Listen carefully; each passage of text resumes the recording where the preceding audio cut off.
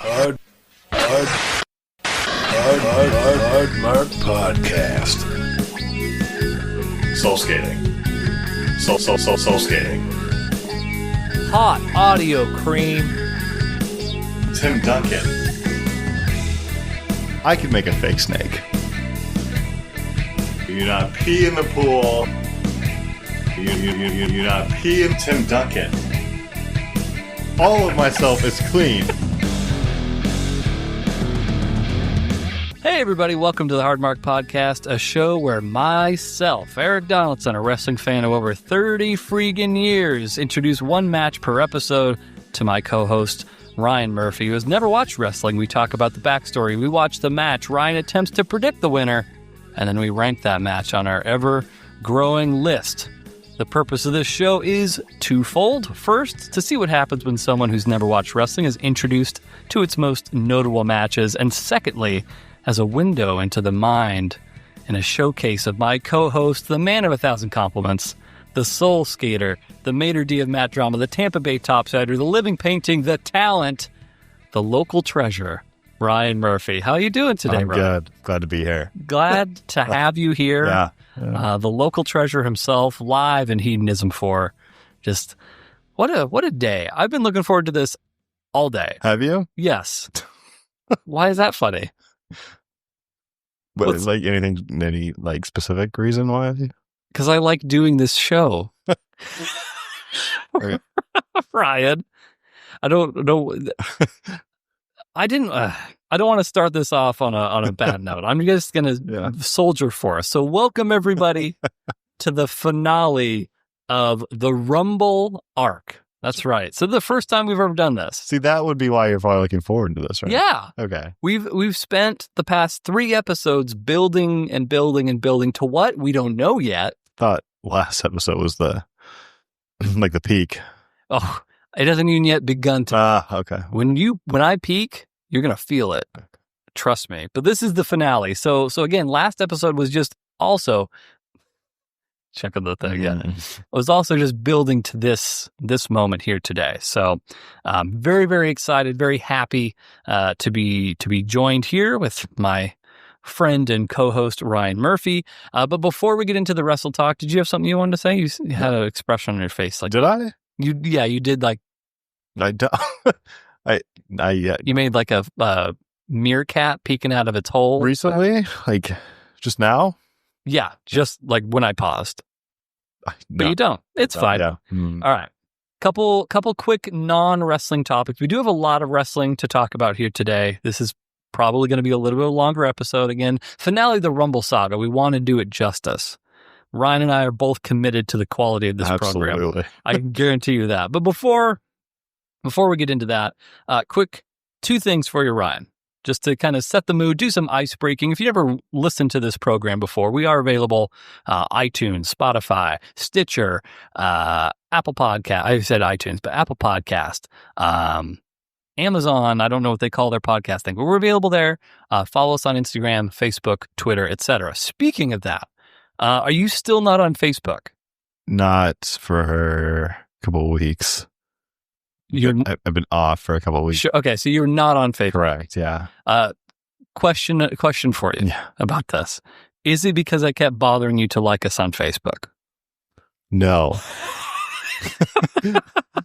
Okay, that's good. Second, follow-up question. Yeah. Is it because I kept using your Facebook photos for shitty podcast projects on Microsoft Paint? I saw that one. Was there others? I mean, there's been a couple. And that was my main resource for Ryan Pitt. Was it?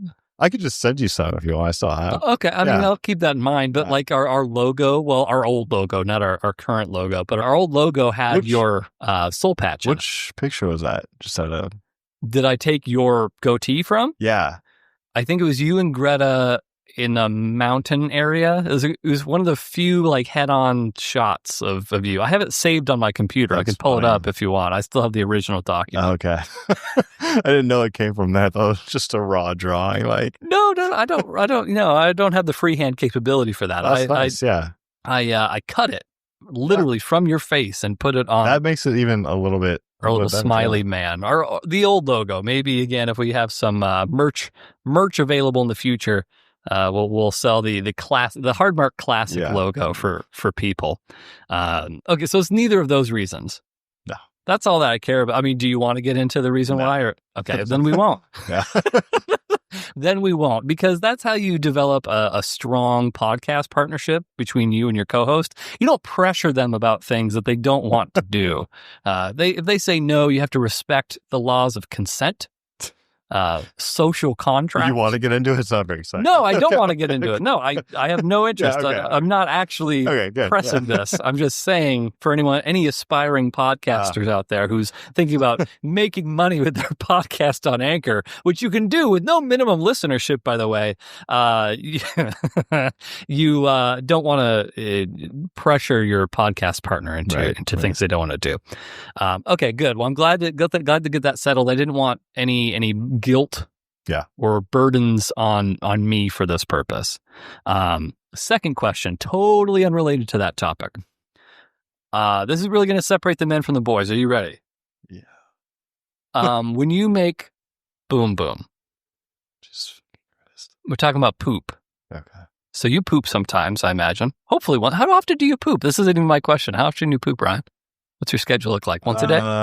Yeah. You don't sound so confident. More than once a day or less? The way you said it makes it seem like less. Once every other day?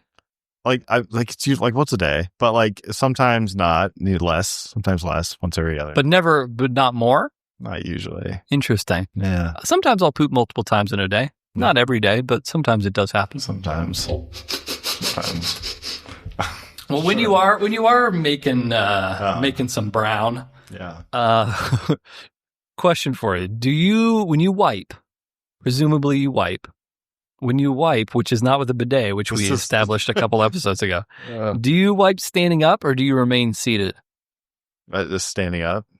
Okay. Yeah. It's like a low sort of squat sort of thing. Yeah. I'm in the same boat. Yeah. We're both a couple of squatters. That was normal, but I learned on Reddit that people are pretty one way or the other. It's yeah, it's a little divided.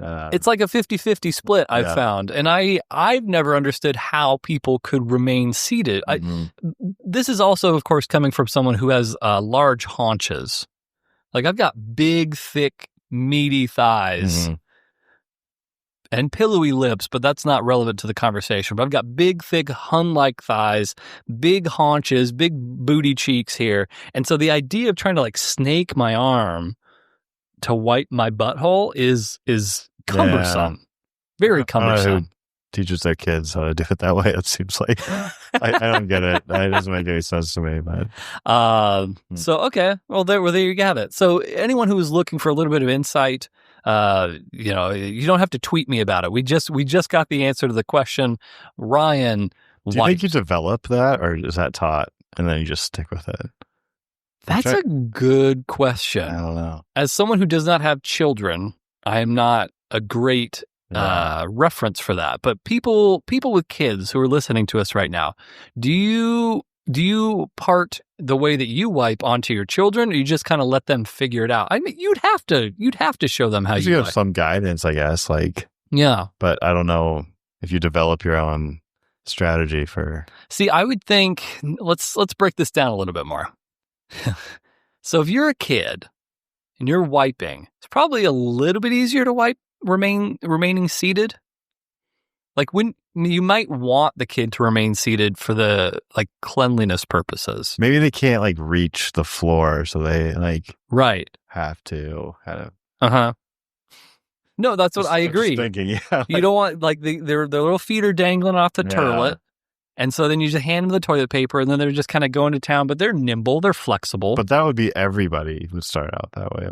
Well, and then the truly advanced among us figure out there's a better way of doing this without, cranking my neck and back around. Yeah. So there you go. Honestly, just a bidet should be installed in every. I have no idea why that's not a thing here in the U.S. I don't know. It doesn't make any sense. The Japanese have got it figured out. Europeans fucking Okay, that's what you've taken that a bridge too far, my friend. European bidets are horrible. Oh well, I know. I do understand the Japanese have the best, like... Yeah, it's not even close. Setup. Do you know what a European bidet is? I still don't know specifically what a European bidet... Do you know the difference between a Japanese and a European? No, I don't. So... But they at least fucking have one. They do, yeah. But it's completely impractical. So a Japanese bidet is like built into the toilet. Yeah. It's a little nozzle, yeah. and it shoots right into your butthole. And if you're a lady, it shoots into your woo-woo.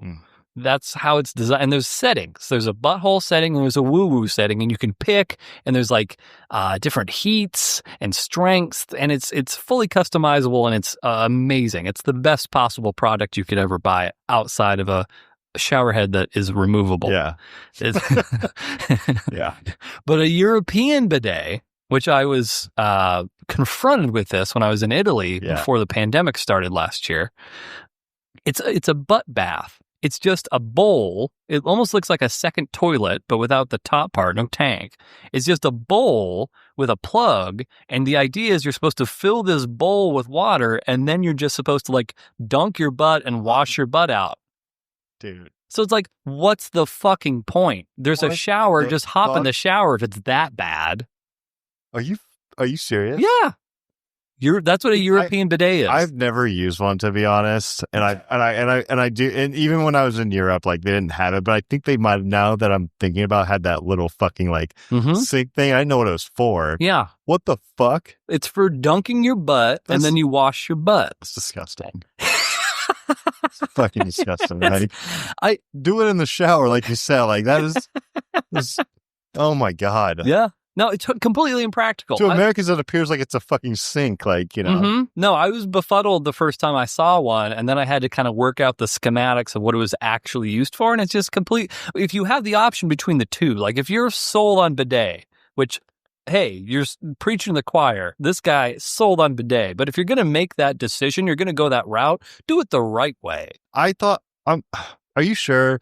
Listen, like parts of Europe are like this person like may have had like this, like they have, like you can buy bidets, like the same thing you're talking about from Japan, like it like $20 is an installment on your toilet. Yeah. What Europeans don't, I was sure that was like a part of European culture, was like, let's see, I'm going to Google image search European bidet. I also have respect for Europe in general. Like, oh, okay. Actually, all right. So I was a little, I don't know if this is better.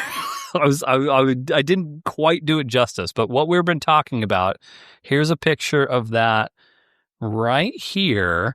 So I did not include the bit with the little faucet going down, which that's like a faucet you would have on your sink. You would wash your fucking hands in that if you hadn't known. Right. Like, but in like a hand wash situation, the angle of the water makes sense.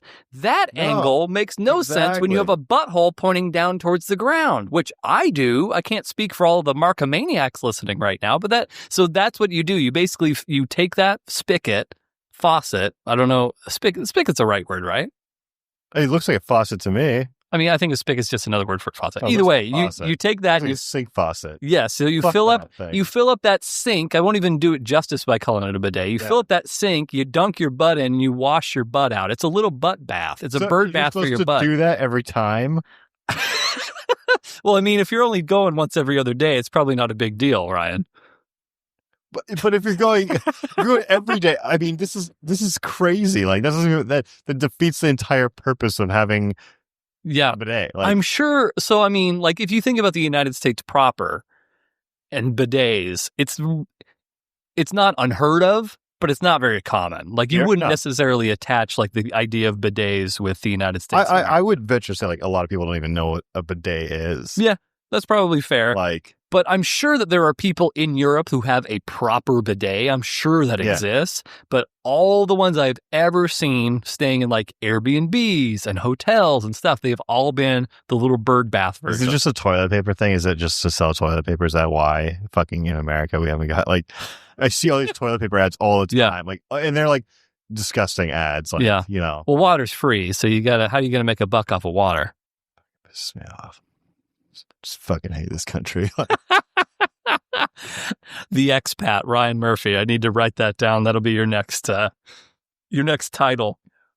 Any other thoughts around bidets? That's enough for me. Okay, yeah, I can tell you're getting worked up. I don't want to get you in a negative, foul mood before our match here today. We already almost came to blows last episode, and I want this. The whole purpose of this is not for conflict. We're meant to embrace and cherish our shared love of pro wrestling on our program here today. So, okay, you ready to talk about some wrestling? Yeah. All right, so this is heavily going to rely on your engagement and it will. Okay. I mean, not yet, but it will in just a moment. Okay. And I'll kind of cue you in when it's that time. But all right. So just to set the stage, if you've been listening to us for a little while, you're already up to speed on this. But for anyone who's maybe jumping into this Rumble Saga right in the middle, or maybe you're re-listening.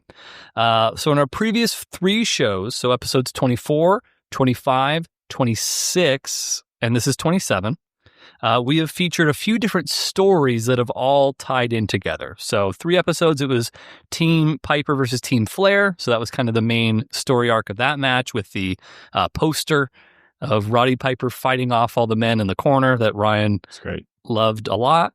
That feud between Roddy Piper and Ric Flair tied into the Hulk versus Undertaker feud because of Ric Flair's interference, where he initially cost Hulk Hogan the WWF title, and then he tried to do it again, but Hulk threw the ashes in the Undertaker's eyes. And then that tied in with Jake the Snake versus Macho Man on account of the alliance between the evil Undertaker and the somehow even more evil Jake the Snake Roberts. So all these different stories sort of like weave into one another like a rich tapestry, a bacon weave, if you will. I've never eaten a bacon weave, but it looks lovely. So with all of these stories happening all at once, what event, Ryan? What match could possibly be big enough to encompass all of these feuds? Like why, how could we possibly stir up all these pots all at once? A ladder match. A ladder match would be a good idea. That's not the answer to this question. You might be thinking, it's probably going to be like a tag match. Like you're probably going to have like Macho Man and Hulk and Piper versus, Flair and Roberts and Undertaker. That's also not the answer. The answer is something we haven't even seen before. This is a brand new scientific discovery. We're basically shooting the Hubble telescope out into space. And we're taking a look at this brand new discovery. Right. We're taking some soil samples here. Enter the finale of the Rumble Saga, the Royal Goddamn Motherfucking Rumble, Ryan. That's the name of this match. The Rumble. The Royal Rumble. The Royal Rumble. The Royal Rumble. We've talked about pay-per-view events that the WWF hosted every year. WrestleMania happens in the spring. SummerSlam happens in the summer, obviously. Survivor Series in the fall, right around Thanksgiving. There's one season that's missing, and that's winter. So in the winter, that is when the 4th of the big 4 pay-per-views for the WWF happens, and it usually happens the week before the Super Bowl, the Sunday before the Super Bowl, and that is known as the Royal Rumble. So that kind of rounds out the yearly event schedule. That's still ongoing. I don't like breaking the illusion, but it's happening next weekend, actually. Nice. So, okay. Yeah, still happening. So here's the scoop about the Royal Rumble. The first half of the pay-per-view, the Royal Rumble pay-per-view, usually pretty standard. You've got your tag matches, your one-on-one. Maybe you have 3 or 4 matches that are just pretty typical. But the main attraction of that show is the Royal Rumble match itself. So the rules of the match are not that complicated, but I can see you getting confused about it, so I'm going to try and break it down very clearly. And if you have any questions, let me know. All right, so the Royal Rumble match has 30 participants. So not 1, 2, 3, 4, 5, 6, on up to 29. 30 guys are in this match. Like a tag team 30. Well, let me tell you how it's a tag team. Well, no, it's not a tag team 30. Let me tell you how all 30 guys are involved. So, wow. In storyline, before the show, everybody draws a number. So there's like a big number ball thing, or they pick out of a hat. Who knows how the fuck they do it, but they all draw a number. That number they draw between 1 and 30, that determines the order that they enter this match in. The match starts with 2 guys, and then every 2 minutes, someone new comes into the match. So at the 2-minute mark, you have entry number 3. At the 4-minute mark, entry number 4 comes in. At the same time, or like if someone leave the match as well? Everybody, so... Are they paired up and like you get... It's every man for themselves. Okay. There are no teams. Every dog face in there. Every 2 minutes, someone else rotates in. I wouldn't think about it as rotating. Someone else enters the match. Okay. Oh, they're not rotating out, so it can. No. 30 people. I haven't told you how people are eliminated from this match yet, but you stay in until you're not in the match anymore. There's no rotation Until you're out, you get the ref calls. Yeah. Oh, Correct. Yeah, you are not. all right. You do not leave. What kind of fucking match? I thought this would be up your alley. So, speaking of this whole topic, the only way to be eliminated from the Royal Rumble match is to be thrown over the top rope and you land on the floor. Nice. So that's it. There's no pinfalls, there's no submissions, there's no disqualifications, there's no nothing. The only way to get eliminated, thrown over the top rope, not under, not through, over the top rope, land on the floor. Nice. If you go over the top rope and you land on the apron of the ring, you are still technically in the match until somebody knocks you to the floor from there. Oh. And so you can have go I ahead. think it's the apron of the ring. Now that I'm Like I don't know, maybe 8 to 10 inches. okay. So it's like the apron of the ring is considered the space like where there's still the ring, Yeah. but the ropes are right not directly in front of below you. it. It's still part of the. It's still part of the ring, yeah. So the elevated platform. So once you're knocked off of that to the floor, that's when you're eliminated. But again, you can still have guys who go, maybe they want to take a breather. They can slide under the ropes and they're still in the match. But if they ever get tossed out. And they have to be thrown over the top. They can't be pushed out from below. Correct. Yeah, you have to be thrown over the top rope. And then again, so if you land on the apron, the outskirts of the ring there, you have to break the plane. So you have to make your way back through the ropes. And if somebody shoves you before you do that, then you're fucking out, as long as you land on the floor, that is. All right. So that's sort of the idea behind this match. So once all 30 guys, all 30 participants, once all of them have entered the match, the winner is the last man left in the ring after all 29 other guys have been eliminated. This is good shit. Like, this is why I'm here. These kind of matches, Eric. This was originally going to be a real centerpiece episode, like episode 50, like a crown jewel. But I was like, you know what? We got to move it up. We got to get the energy level high. Yeah. Again, the 20s, I think, are going to be when people point back and they're like, you know what? Those 20s episodes, that's when the Hard Mark Boys really came into their own. And so I'm here to do us justice this episode. So just to kind of, again, finish talking about the background of this match itself. So even if you're one of the first two guys that enter and you throw out that other guy before person number 3 comes out, you still got to wait. The match does not end until all 30 guys have entered and you have 29 that have been thrown over the top rope. So does that make sense? Do you have any questions around that? Oh, well, good. All right. So the common tagline of the match, the event, which we talked about earlier, is it's every man for themselves. There are no friends, only enemies. So you can kind of like see certain guys will partner up temporarily, but often those alliances will be shattered within the span of just a couple minutes. Shocking. A shot. I mean, when I think of loyalty, Right. I think pro wrestlers. That's what I think. Exactly. Yeah. No backstabbing, Yeah. no politics, nothing.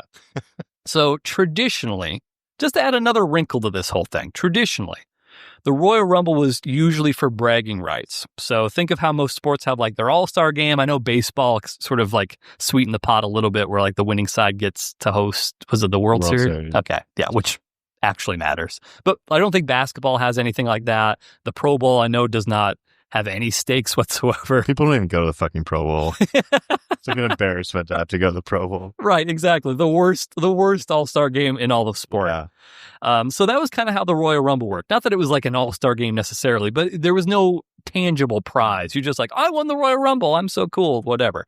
However, this year, this match was a little bit different. So you remember back to episode 25, Hulk Hogan versus The Undertaker. In that match, Hulk Hogan cheated to beat The Undertaker by throwing ashes from The Undertaker's urn in his eyes while WWF President Jack Tunney was watching.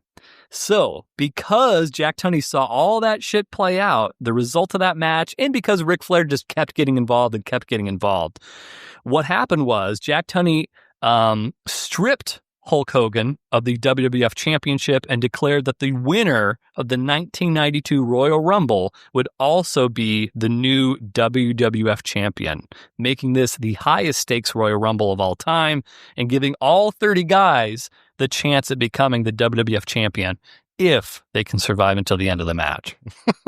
That's yeah, good. It's for all the marbles. I like it.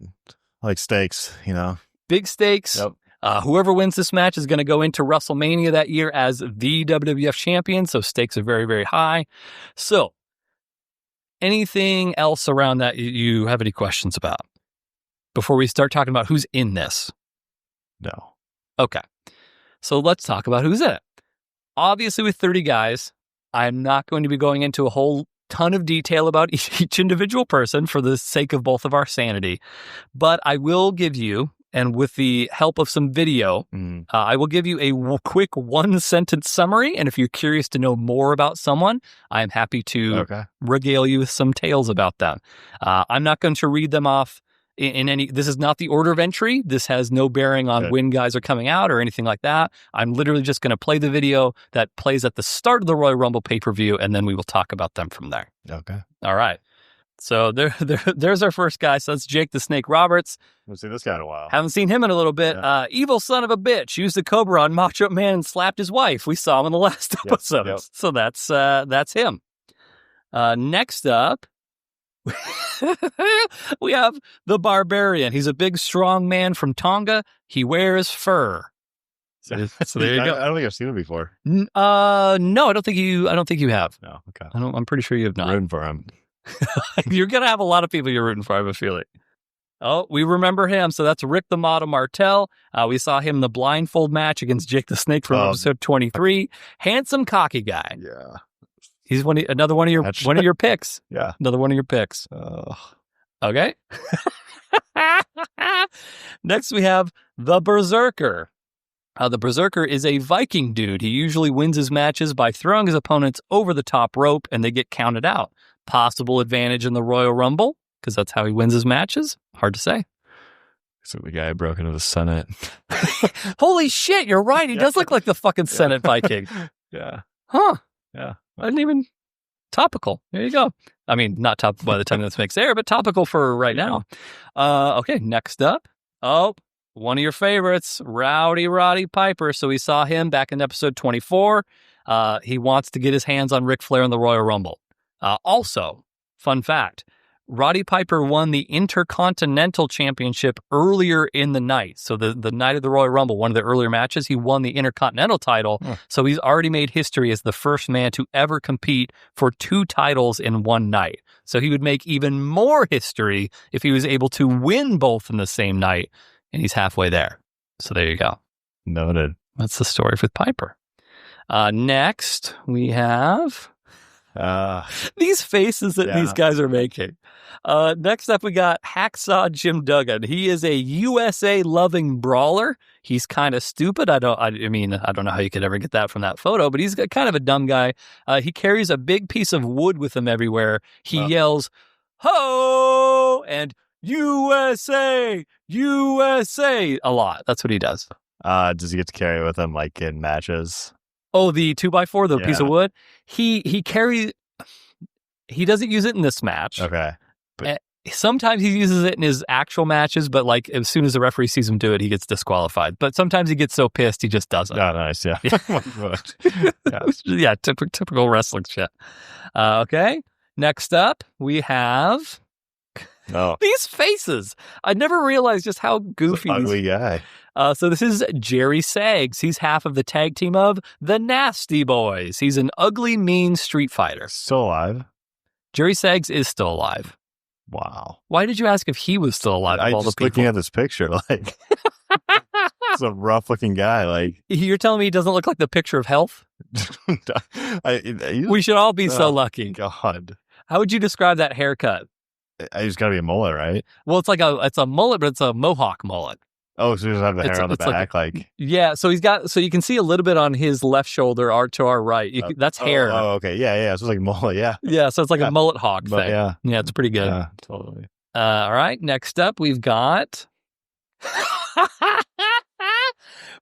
Repo Man. So the Repo Man is an evil man that takes your stuff when you don't pay for it. Sounds like a Repo Man. The WWF thinks very highly of their audience to make an evil Repo Man character. That's That's I didn't think about it that way, but yeah. Right. Yeah. So, and there's actually Where does this match take place again? When? Where? Oh shit! I think in New York somewhere. I can find out, but I think it's in New York. I could be wrong about that. There's kind of like I can see there being kind of a connection between pro wrestling and then all the repo shows that went on like True TV. What was his name? The Dog or whatever. Well, Dog was a bounty hunter. Oh, was he a bounty hunter? Yeah. There's a bunch of repo shows on there. There were, I remember those. That would have been the perfect, I mean, they were ahead of their time. Yeah. But he has a little, so just to describe, because I know not everybody's going to watch this match.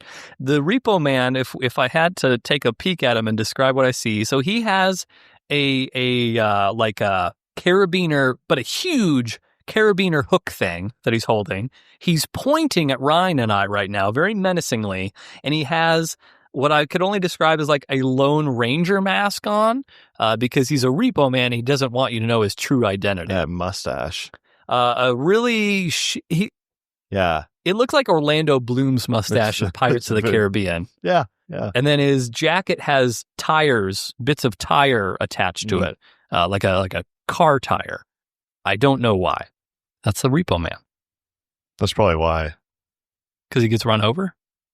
Or because he repoed the tires. He repos cars. That makes sense. You know what? That's the best explanation I've ever heard for that. So let's go with that.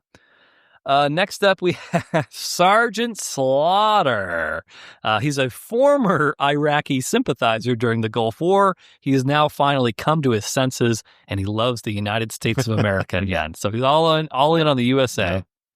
Next, we have... Woo! I could do a better one. Woo! That was loud in my ears. Ric Flair, arguably the whole reason this match is for the WWF title due to his chicanery during the Hulk Hogan versus Undertaker matches. He is claiming to be the real world's champion, so this is his chance to prove it. Next, we have Hercules. He's a strong, mean guy. Yeah. Carries a chain. Is that... Oh, that's chain around his hair. you thought the chain? Yeah, his silver... Yeah. Flowing chain hair. This is Colonel Mustafa. He's an Iraqi colonel or something. They pretended that we didn't know he was the famous wrestler, the Iron Sheik, the whole time, but we did. Even as a little kid, I was like, that's the fucking Iron Sheik. Why are they calling him something that's not that? But whatever. Next up, we know him.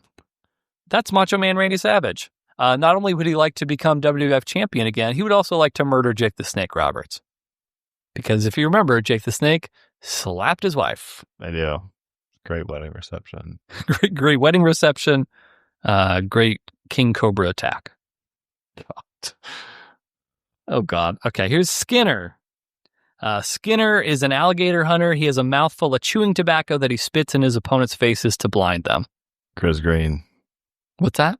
Grizzly Green. Grizzly Green? Yeah. What is that? Chewing tobacco. Oh. Grizzly Green? Is that like the most popular one? Yeah, probably. Have you done chew? Have I? Yeah. You have? Yeah. Do you still? No. How old were you when you did chew?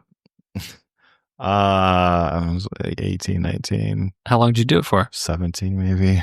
Oh, what a bad kid. Baseball. I chew for baseball's a bad influence, kids. Don't do what baseball players do. Do what wrestlers do. Yeah, it's nice, but it's definitely not good for you. Oh yeah, it's horrible for you. Yeah. It's like one of the worst possible things you could do. That's why, I stopped it pretty quickly after that couple years that I did it. Were you a Grizzly Green man? Grizzly Green, yeah. Okay, all right. Well, there you go. If you're looking for a gift idea for Ryan for this upcoming Christmas, Grizzly Green. Just subscribe and save through Amazon. Next, his hair. The British Bulldog. He's a strong, nice guy, not a strong, mean guy. He's a nice guy. He's British. He was on Piper's team in episode 24. It's the nicest guy we've seen on this list. Nicest guy we've seen on the list. He actually won a battle royal, which is similar to a Royal Rumble. He won a battle royal just like a month or so. So he's got experience. So he's experienced winning them, although that one was in London, right. So it may have been a little, hometown favoritism, but he does have some experience. Next, we've seen him, the $1 Million Man, Ted DiBiase. Looks like he shouldn't be in the ring. What? Looks like he shouldn't be in the ring. Why? He's a little old. Look at him. He should be commentate, bring the microphone down in the ring, He's just because he's making a little face. That's why. He's got bow tie. You're almost as old as he is back then, I bet. Oh, Jesus. You're getting up there, pal. No, it's like I bet if you made that same 46. face. You're saying he's 46? Look at this picture. No, okay. How old do you think he is really? In this picture? Yes. I mean, look at him. Do you think 46 is that far off? Yes. In that picture? Yeah. There's no, I will say he was 30. I'll say he was 36. 38. You know what? I'll say 38. How about that? Okay. Okay, fine. Like 40, 42. No, you can't go back. Okay, fine. I'll stick with 46. Let's see. Ted DiBiase, let's see when he was born. So this would have been January of 92. So he was born in 54. 38. I fucking called it, dog. I said 38. Yeah, but I said 38. But look at this picture. They aged a little bit more did. heartily back then, Ryan. I think we can all agree on that. If you saw that guy today, though, you'd be like, he's in his 40s, like mid 40s, maybe 50. So how fucking old am I? I'm 37. So he is 1 year older. So that picture of him is 1 year older than I am now. Look at his hair. Like, it's like, so like, it's like frizzy, like. It's because he's the $1 million man, okay? He pays for primping and all the hair shit. I'll reevaluate after I see him in the ring, but please, yeah. Please. Well, we've already seen him. It's not terrible. like it's not as if he doesn't look terrible. We've seen him several times. He's been in 2 matches that we've watched. No, I watched a lot of matches. He was whatever. Okay, so technically proficient, rich asshole. That's $1 million man. 30 your sentence? What? Did I cut it? Was that your sentence? Oh, yeah. Okay. Then you got off on a weird tangent about how he's 46 or something, which is, again, fake Ryan news. First, he's trying to pass himself off as a reptile expert. Now he's trying to guess your age at the carnival, and he's wrong on both. Next up, we got Haku. Another Tongan gentleman, considered one of the baddest dudes in the history of wrestling outside of the ring. So I think he's ripped some eyeballs out and done other wild chicanery, but Tongan mean guy. Next up is another guy that we have seen before, Shawn Michaels. Do you remember Shawn Michaels? Yeah. Do you remember the match? No, not. You should, because it's our number 1 match of all time. It's the ladder match. Oh, shit. So he was the main guy in that ladder match, is him versus Razor Ramon. So that was back in episode 22, which is, again, our current number 1 match. There was no real winner in that match, though. The ladder won that match. The ladder did win that match. Like, well, he was a participant, though. He was a participant. That's fine. And he did lose the match, but but he gained your respect. Both of them did. Both of them did, and the ladder did in a certain regard. But so this is several years before that ladder match happened. So he was just kind of starting to make his name here. He actually, just the week prior to this event, he broke out on his own by bashing his tag team partner's head through a window, which we actually watched that clip before, and I think they're going to play it again during the show here today. But that's Shawn Michaels. Anyway, the number 1. Maybe he'll have number 1 and 2 spots. You don't really know until we watch the match, but we're a little bit away from the science still. We got a couple more people to get through. Next, we have the Warlord. We've seen the Warlord before. He was the big, strong, mean guy in Ric Flair's team. We basically just said he's like a human wall. He's just a big, meaty, mean guy. Like yeah.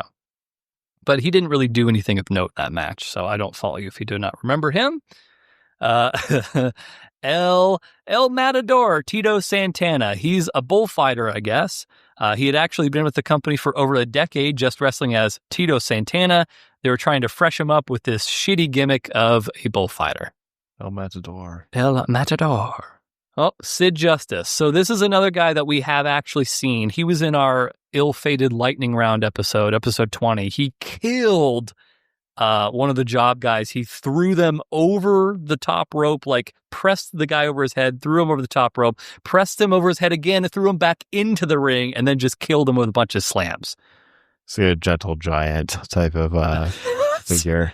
Yeah. So, and the most recent time that we saw him, we actually did see him briefly after that match.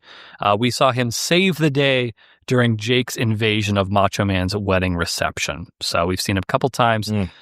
He, along with some of the other guys that we've seen, like Piper, Savage, Flair, etc., I would say are some of the favorites of the match. All right. Last couple of guys here, I think. Erwin R. Shyster. He's an evil tax collector. Yeah.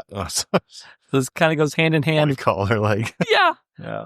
Along with the Repo Man, again, just painting that nice picture of like, hey, what do wrestling fans hate? Fucking Repo Man, IRS agents, anyone trying to take their money, that sort of thing. Next, we have Nikolai Volkov. He is a former evil Russian. Now that the Berlin Wall has come down, he's a good guy Russian that loves America. Texas Tornado, Kerry Von Erich. He's a second-generation wrestler. He has a lot of history with Ric Flair. You wouldn't actually know it watching him wrestle, but he lost a foot in a motorcycle accident 6 years before this. Oh, shit. So he's wrestling with one foot. He has a prosthetic foot on the other. They allow that? What do you mean they allow that? There's no governing body for wrestling. Who's they? I mean, I guess the WWF knew that he was missing a foot, if that's what you're asking. Well, I mean, just I feel like that might hurt. Yeah, but I guess you're. I mean, he did eventually commit suicide, but I don't think it was because of that. I'm talking about like not trying to bring the energy level down. Right? Oh, Jesus! It's like he's like the nicest looking guy on here. That sucks. Hey, maybe he'll win. We don't know.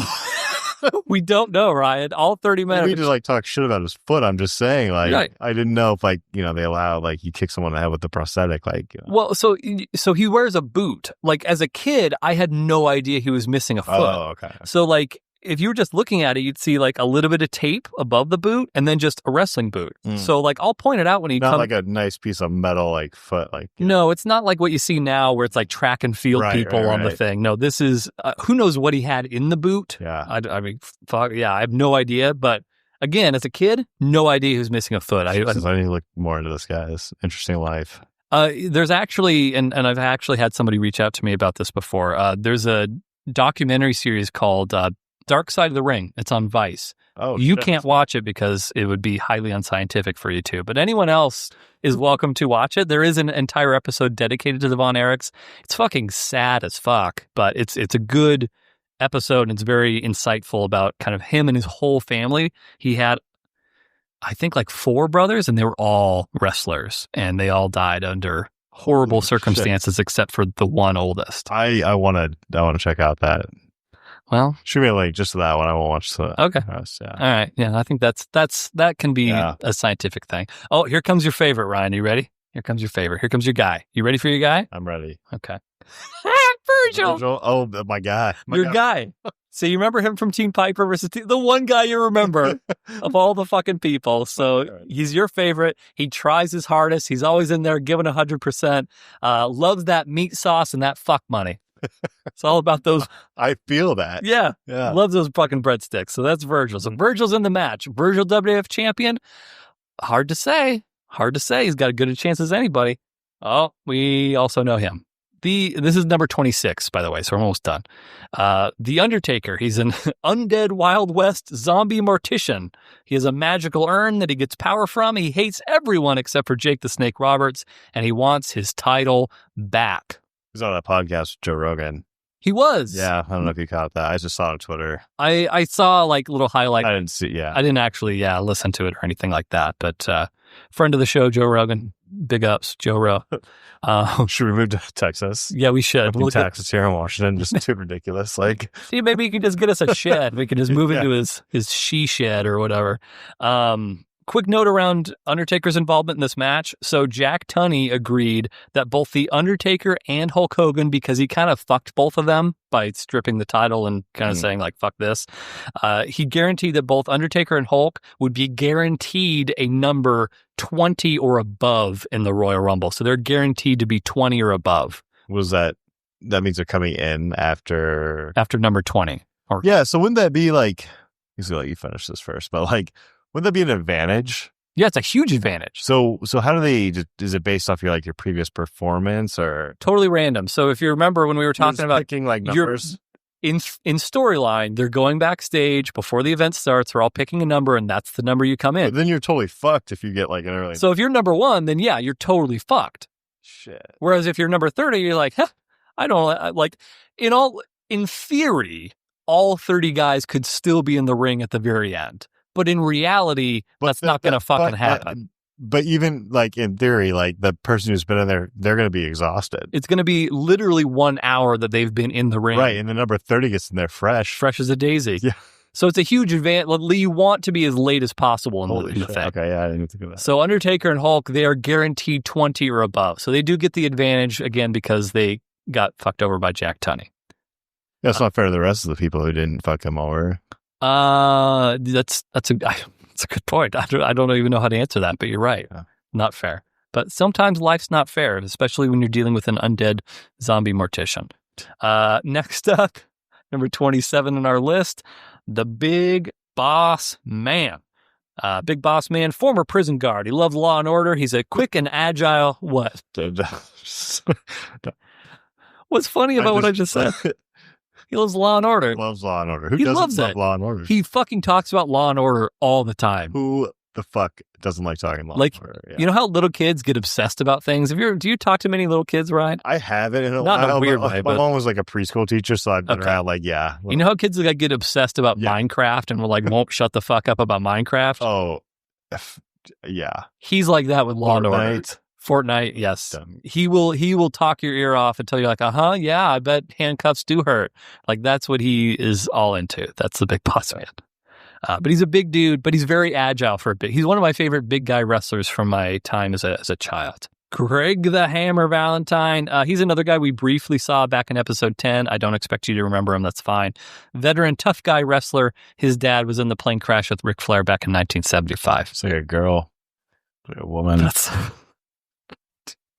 You're talking so much shit. There actually I have seen memes of people like basically saying like he's like an original Karen or some shit. But yeah, he does have very, very finely coiffed hair. Yeah. And a nice little robe. The sequins on his robe you can't really see very well there. Tiny lips. Okay, this is getting weird. What else do you have to say about it? It's like a fucking. I thought this was the first woman being introduced. Like the match. The first woman. His pencil thin lips and his Betty Davis eyes. All right, second to last, we've got Jimmy, the Superfly Snuka. He's a former top star of the WWF. He's getting a little bit older now, so he was a top star before Hulk Hogan showed up on the scene. He was kind of their main guy. For the WWF. There is a fair amount of evidence that would seem to suggest he killed his girlfriend in the 1980s. So the less said about Jimmy Superfly Snuka, the better. But alleged murderer Jimmy Snuka. Let's try to keep it on the down low by getting into this. So. Exactly. I mean, no one's going to see him.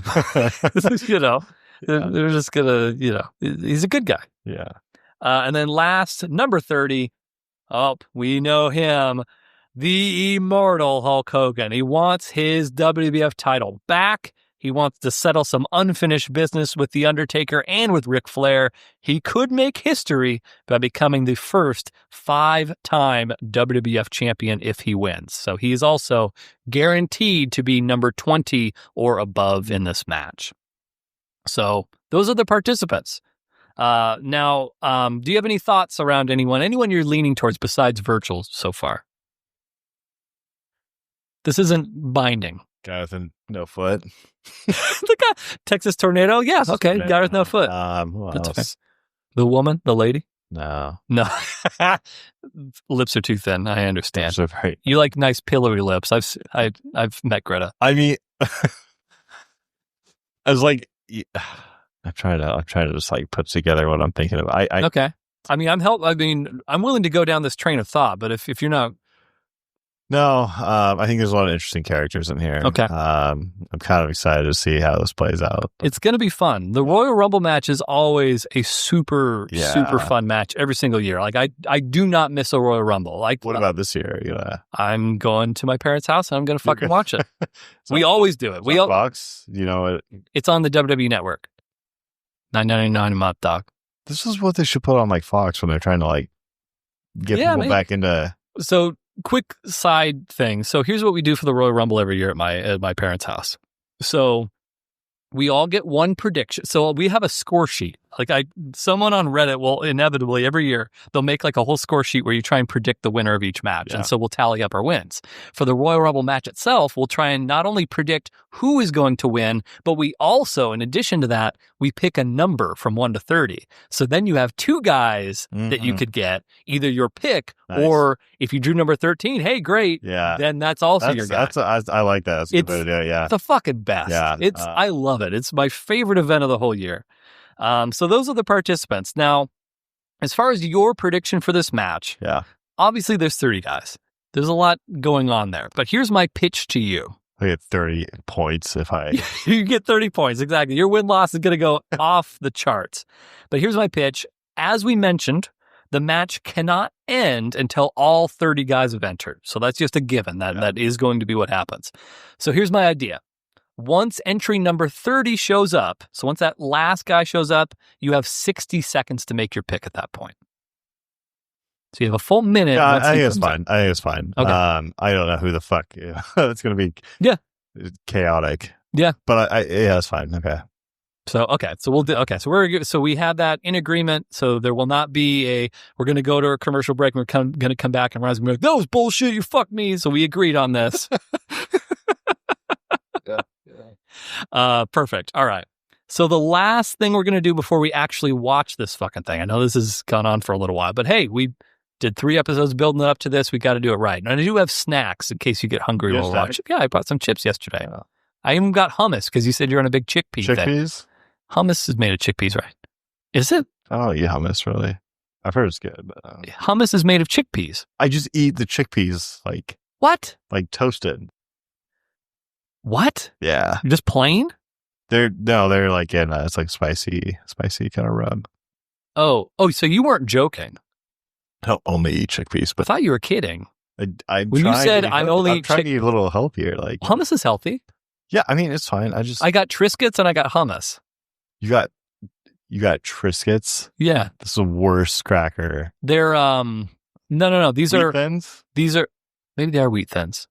Maybe they're wheat thins. Anyway, they're tomato and basil. Oh, that sounds like wheat thins. With hummus. Well, those are. I also got hummus. It's two separate items. Okay, yeah, nice. So anyway, we'll I'm sure the people are riveted to hear about all the snack selections we have here at Hedonism 4. But either way, let's finish things out. We're going to watch the interviews leading to the match. And so here's what I'm going to say. Obviously, anyone could win, but I think probably the guys that are most favored are going to be the ones that have the interview time, which stands to reason. But let's go ahead and let's watch that right now.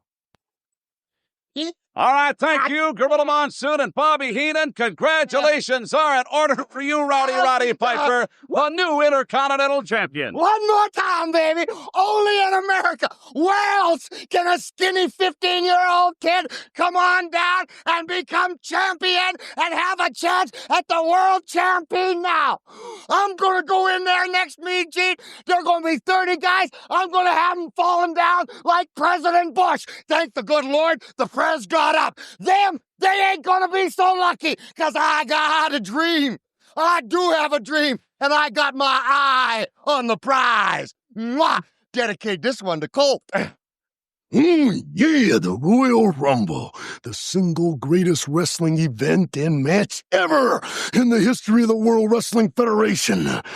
Competition, yeah, against 29 of the greatest wrestlers in the world, and only one man can win the prestigious World Wrestling Federation Championship belt.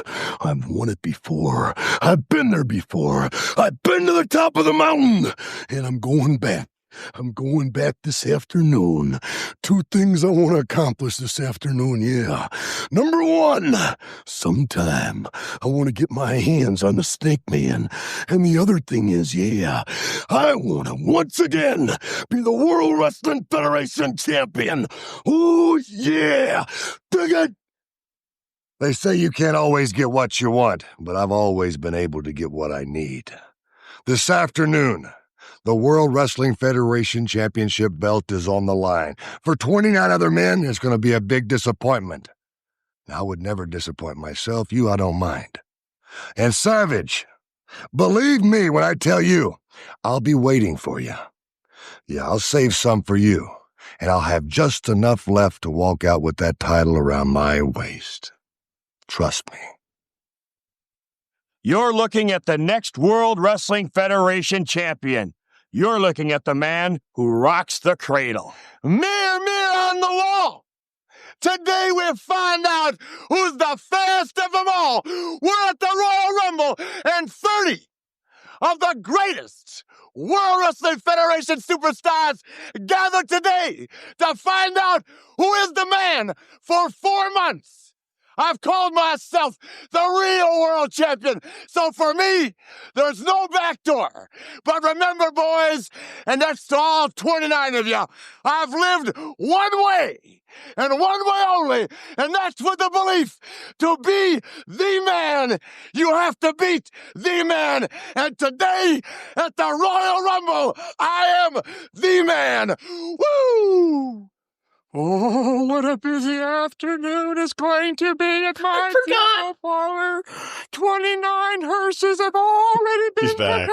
He's back. 29 bodies. Your night terror, 29 your night paralysis ghost. And standing atop this mass carnage will be the Undertaker, crowned once more World Wrestling Federation Heavyweight Champion. You know something, Hulkamaniacs? Later on this afternoon, we get to prove a point that no one else could prove except us, man. In one given afternoon, we're going to prove to the whole world the power of Hulkamania. We're going to prove that we can beat all 29 other superstars in the World Wrestling Federation to get our WWF title back. Oh, yeah, winning the Royal Rumble is one thing, the most prestigious event in the WWF. But when you add the WWF title on top of that, that changes the whole picture, man. But Hulkamaniacs, this is our cup of tea.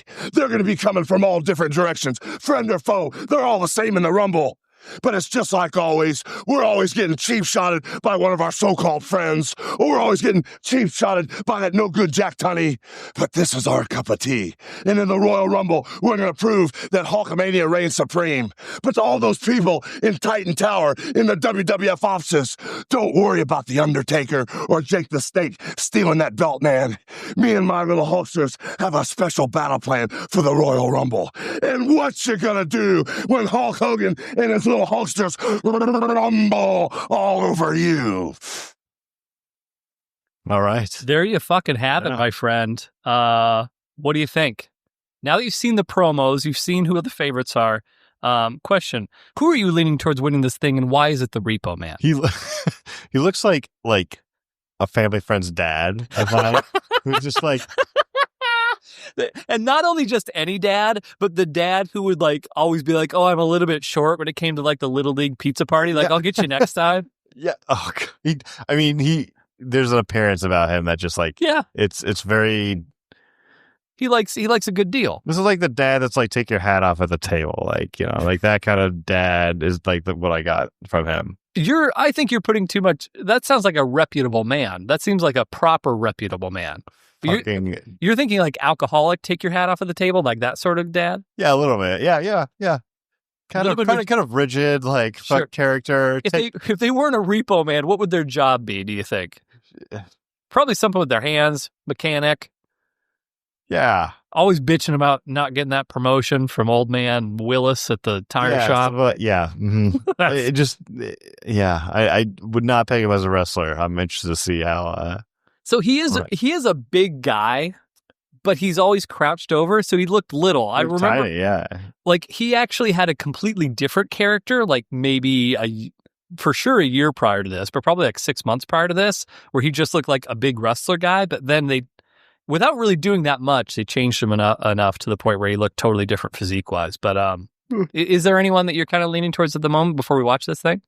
No, I have to see it play out. All right, we got to see it play out. Anything else of interest before we watch our thing? I don't think so. I think it's time. Yeah. All right, we're going to take our traditional commercial break. Enjoy the Gold Belly. Not Gold Belly. We don't do Gold Belly anymore. Enjoy the Anchor ad. Sit back, relax. I'll post the link to this. If you're going to watch something, this would be the thing. If you don't mind, if you're just looking to kill an hour with wrestling, hard to beat any Royal Rumble, but in particular this Royal Rumble. So I do encourage anyone who's moderately curious, check it out. I'll try to find it online. It may be tough because this is a somewhat high-profile match, but I'll link to it there. But we'll be right back with our thoughts on Royal Rumble 1992. Hello, everybody. This is Erik, and I know you're probably expecting me to tell you about one of the many, many podcasts that I have been guesting on as of late. Well, I have, I don't know if it's good news or bad news for you, but I have news. I actually have not guested on any podcasts over the past 2 weeks, so I don't have any recommendations to make for you. However, I am here today to ask you for a little favor. If you have not already, I would just ask if you could go to Apple Podcasts, find the Hard Mark Podcast, and give us a little rating. 5 stars are always appreciated. Doesn't have to be. Maybe you really hate Ryan sometimes. Maybe that knocks it down a star. You know what? I am not going to impede upon your artistic rating integrity and insist upon 5-star reviews, although it sure would be appreciated. But if you could give us a review, give us that star rating, either or both, whatever the case may be, very much appreciated, would help us spread the word about this fine program. I'll be very appreciative to everybody. So that's all I have to say. So we'll go right back to the episode, and I appreciate your time, and thank you so much for taking time out of your day to listen to the Hard Mark Podcast. And let's jump back to the episode. It is now time for the Royal Rumble! 6, 5, 4. Listen to this tremendous crowd counting down here. There goes the buzzer. No! Oh, yes! Damn it! It's Ric Flair! Oh, you can kiss it goodbye, Brain! Never before in the history of the Royal Rumble has anyone who has drawn numbers 1 through 5 been there at the end. Oh, shut up! Who's left now? It's Hart. One of those men in there are going to leave this ring World Wrestling Federation champion. It's Justice and Savage. Look at him. Up there. Oh, Savage is gone. Upside down in the corner. Look at Justice just watching. Flair once again hooking that bottom rope and looking from behind. Oh, Justice got rid of Hulk. Uh-oh. I don't like the looks of things now. Oh, is Hulk upset? And look at this. Hulkster holding on, trying to pull him out. It's Flair from behind. Oh, yes, yes, yes, yes, yes. Flair did it. Yes, yes, yes. He did it. I told you myself. I told you myself. I told you. Yes, yes, yes, yes.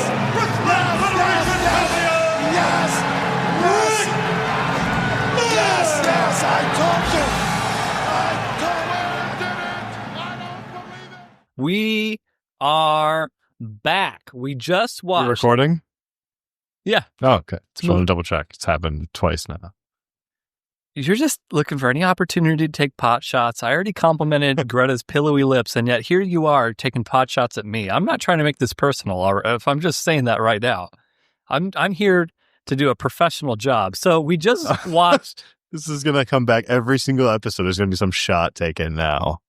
What? That you're going to take at me? That you're going to take at me. Why? Over this match. Maybe.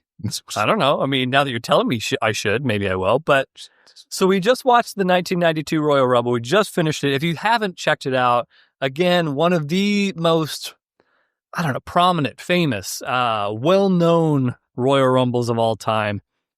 So should we tell people the result now, or should we go through my notes of the match, Ryan? Just get the notes. Yeah.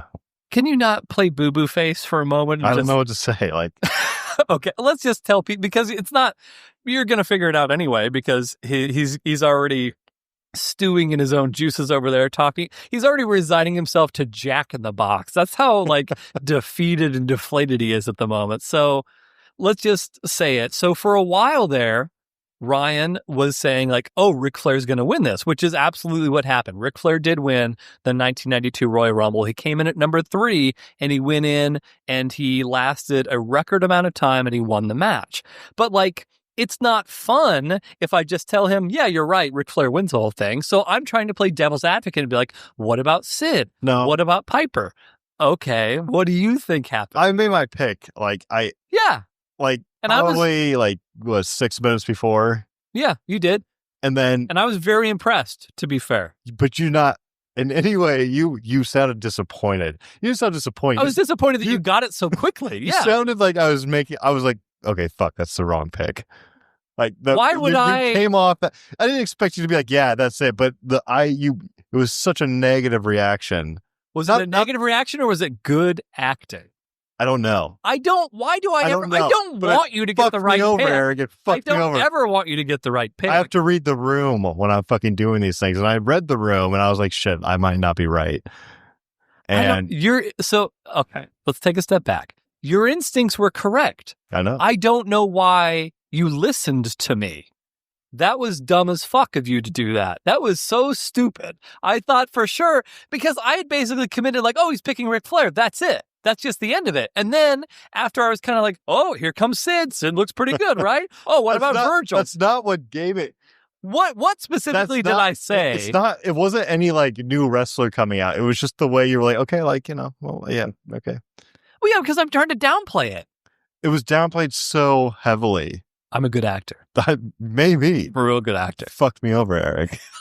Fuck me out of this match. I don't know what else you want me to say. I didn't say anything that like dissuaded you. You're just talking about, oh, my reaction, my body language to you picking Ric Flair was not to your liking. Exactly. I don't know what to tell you then, man. Well, you're a grown adult and I apparently influenced you because I was like, oh, is that what you think? Oh, sorry, Ryan. That's exactly what the fuck. That's kind of on you then. And to take another quick time out, I know that the past several episodes have been like Ryan and I at odds at the end. I swear to fucking God, this is 100% organic. I am not he would never go for this. Like, anyone who's been listening to this show from episode 1 to now knows that like Ryan doesn't do things that he doesn't want to do.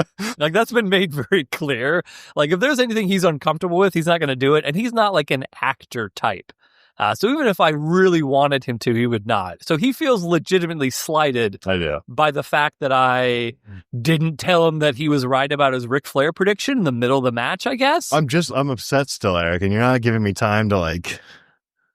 Because you're casting stones at me. You're blaming me for this. You need to respect the fact that it's your fault. I'm just saying, you played a role in this. I did make the change, but... Yeah, that was on you. It was partially on me as well. It was partially, but entirely on you. I didn't argue against you. I said, okay, are you making your decision right now? And I thought, actually, it's fine. I've gotten over it. You haven't. I'm fine. I'm looking at your body language right now, and clearly you haven't. I'm fine, Eric. You're going to get Jack in the Box after this. You haven't gotten over Jack it. In the Box, yeah. You're going to get a buttery Jack, and you're going to go home and just fucking have acid reflux and be miserable. Fuck. I know exactly how it's going to happen for you. You're not over it. But let's talk about the match. So, man, it was a long match. It's a fucking long match, dude. Okay, all right. Pump the fucking hour-long match. Yeah, but I told you that before. Like, you went into this knowing it was going to be an hour-long match. Okay. You did. I told you. Well, I told you when you were over here last time, but it's been a little while. You're like, there's hummus upstairs if you want some. I told you, yes, today I said that, and there was hummus. Was there not hummus? It was good. There's hummus. Yeah. It's good. And there was wheat thins. Hour-long match. But it was entertaining. That whole hour was entertaining, wasn't it? It was better than the matches that we've seen recently, in my opinion. Yeah. Gee, okay. All right. You have to always be like a negative Nancy. All right. So let's go to my notes, because Ryan just quit fiddle fucking around with the microphone and just do this. Okay, so number 1, we have Fink explaining the rules, speculating on Flair's number. Gorilla Monsoon's just like, Flair's going to be 1. Ha ha ha. Fuck you, Bobby the Brain. Jack Tunney comes out. He gets booed. Very on-brand, stuffy white guy speech to start. I think Jack Tunney is a great authority figure in the world of sport. I think he's a great representative of like, this is what a commissioner of a sports league looks like. I always like Jack Tunney. Number 1, British Bulldog, Davey Boy Smith. You seem to take to the British Bulldog. He held in there pretty good. He made a good show. Like 10. I think he was in there for like 20 minutes, something like that. He was in there for a while. Number 2 was the $1 Million Man, Ted DiBiase, the 46-year-old man that you claim. He looked good. You seemed impressed by him initially. No. I did write down some of my favorite Bobby Heenan quotes throughout the match as we go through. I'll just illuminate those. As Ted DiBiase is coming out with his manager, Sensational Sherry. Sensational Sherry had one of the most low-cut dresses you could possibly have. And there's a point where Bobby Heenan's like, look at them! I didn't even fucking see that. It was there. During the match? You were probably eating hummus. You were probably well, no, it was before that. It was when he was making his entrance. It was entering the ring. So technically before the match. This is for the benefit of the audience. This isn't for your benefit necessarily. I missed it anyway, so. Look at them. He was talking about her titties, but if you were a kid, you'd be like, oh, he's talking about the two of them, DiBiase and Sherry. Anyway, it was a funny little moment. Funny. Let's see. They announced that Rick Martel has the current record. Do not click that fucking pen. So, put that motherfucking pen. Roll through these notes. If I hear one more click, there's going to be big trouble in here. I'm going to put you in a figure four for real. Yeah. Don't me. They announced Rick Martel has the current record for the longest time in the Rumble at 53 minutes and 14 seconds. I wonder if that record will hold up through the end of this event. I guess we'll find out.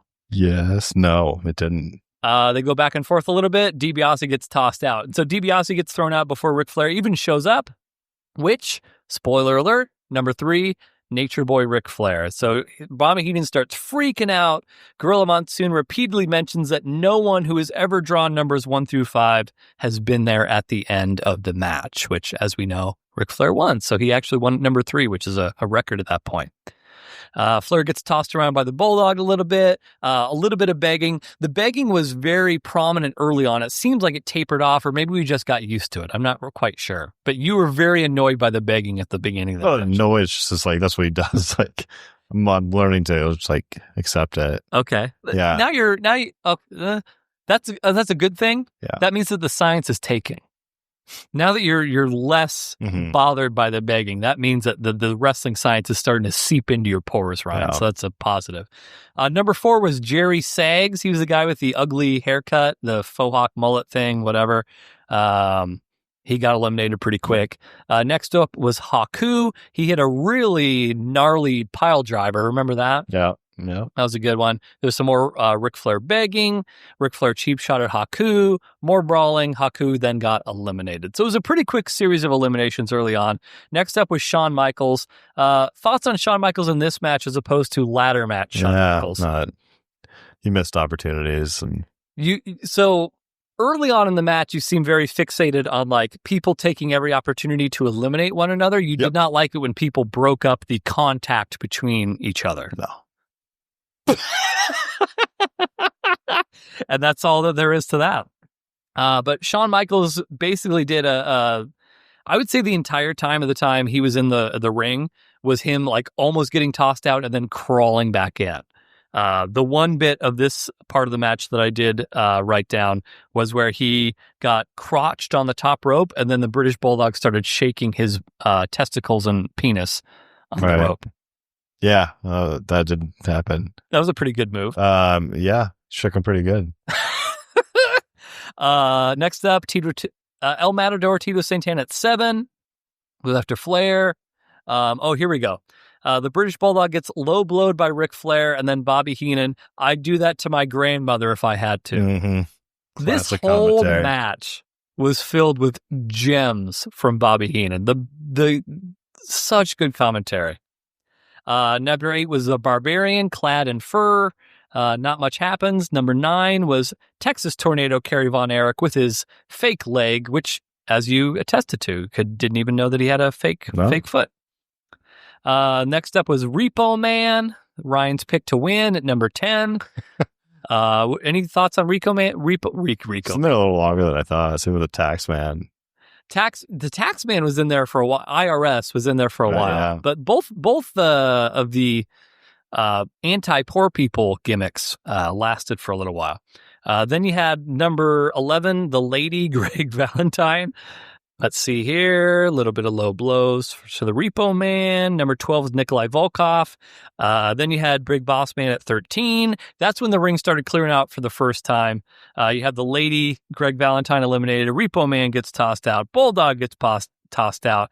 And then eventually it comes down to just Ric Flair versus Big Boss Man. Big Boss Man almost decapitates himself as he gets thrown over the top rope. And then it's just Ric Flair by himself. You remember who came out next after that at number 15? When Ric Flair was just by himself? No. Catching a breather? You do. Your guy, Rowdy Piper. So Ric Flair. Oh, was that when the crowd got all, yeah. So the whole ring is cleared. But again, the match doesn't end until all 30 guys show up. Right. Ric Flair's just like catching, like he already looks beat to fuck. He's in the middle of the ring. He's catching his breath. The countdown starts 10, 9, 8. And then who comes out but his arch nemesis, Rowdy Piper? Fuck that guy. What, Roddy Piper? Yeah. What the come off it, Ryan. Jesus Christ. Fucking Roddy Piper. Okay, so it's fine. You picked Piper to win for no reason whatsoever. You had the right pick, and you just spontaneously, because I wasn't like doing cartwheels and you picked Ric Flair, you apparently chose differently. That's not Piper's fault. Piper was great in this match, for the record. He had a chance to throw. That crowd reaction was so loud when he showed up. Like, people went fucking apeshit when the arch nemesis of Ric Flair showed up to face off against him when it was just the two of them in the ring. That was such a great moment in the match. Totally was. Seriously, though.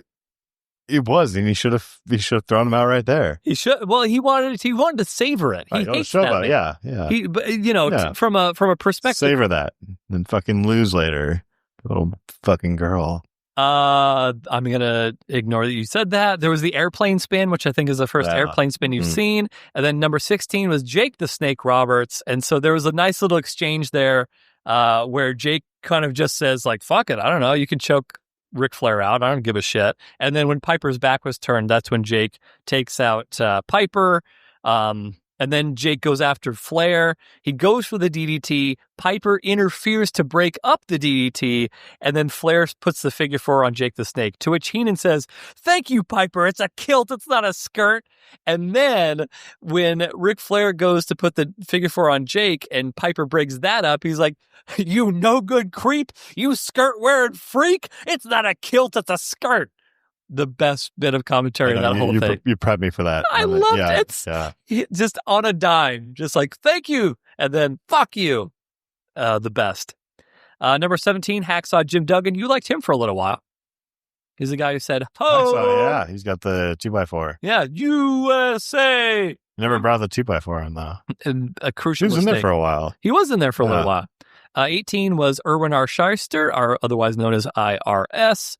He did some tie shit. For like literally half the time he was in that match, he was wearing Hulk Hogan's shirt around his neck. Like, I think at one point he got choked by Hulk Hogan's discarded shirt, and then he just kept it on him for the majority of the time he was in the match. So that was good. Number 19 was alleged murderer Jimmy Superfly Snuka. Number 20 was The Undertaker, and that's when shit kind of got real.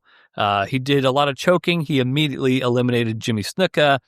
And then number 21 was Macho Man Randy Savage. And I know one of the bits of the match that I made sure to point out was every time somebody would come out between the time that Jake and Macho Man showed up, Jake would always like look at the entranceway to make sure that he wasn't about to be murdered by Macho Man.